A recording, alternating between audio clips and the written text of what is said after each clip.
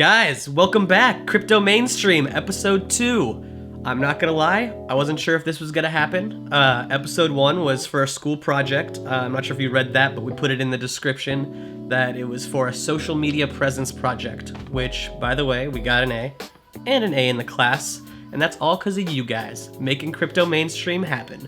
So we decided to come back, but the real reason we came back is because there was one of you out there who I've never met, who I have no idea where you're from, decided to subscribe to the channel. I got a notification while I was laying in bed at like 11 o'clock, and that one subscriber motivated me to come back and make another video.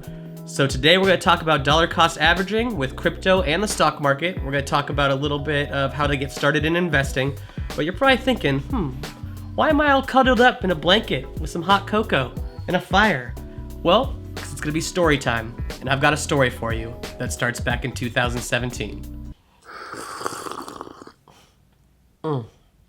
Alright, 2017, when I first got introduced to crypto. I had a friend who told me about Bitcoin, so I did a little bit of homework and I researched it, and I thought, this could be a fun little investment for the future.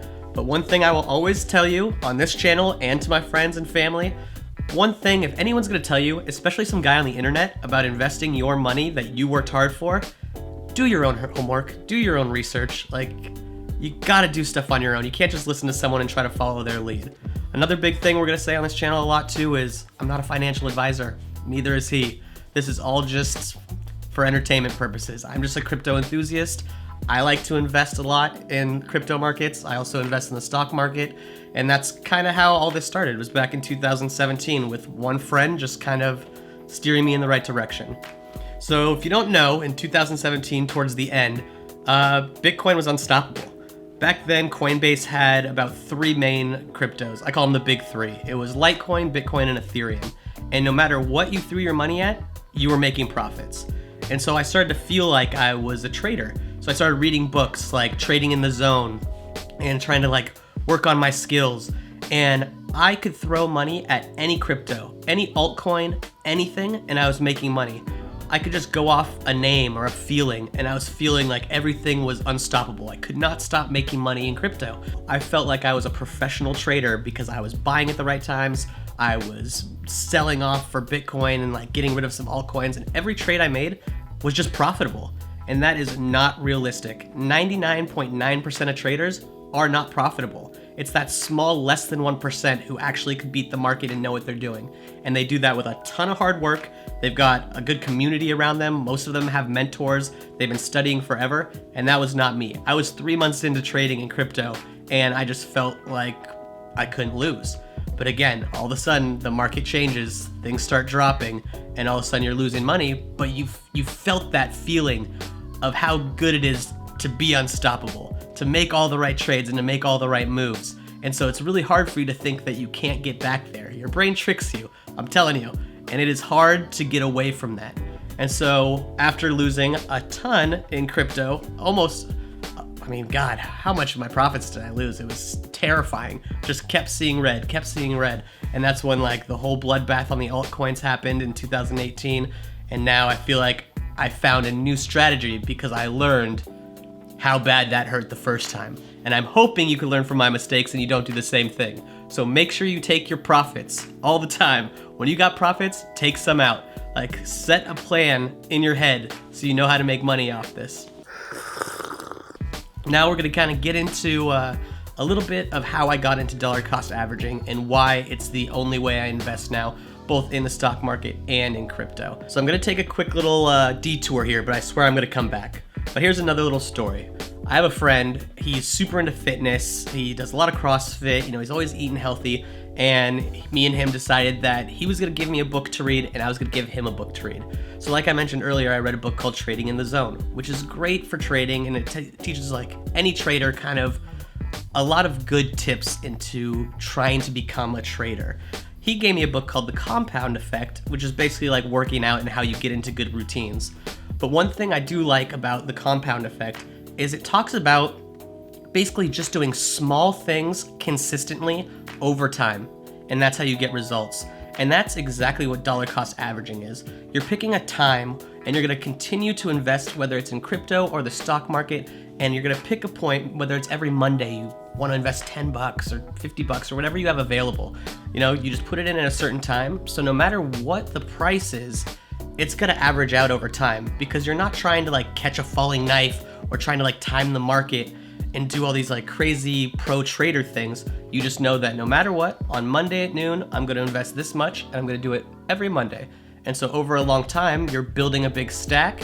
You're also kind of getting the average of the highs and lows because the market's always moving. And I kind of like the book, The Compound Effect, because it reminded me that just like these tiny little things over time is how you're gonna get this retirement plan or like your investment portfolio, like actually getting some bulk to it.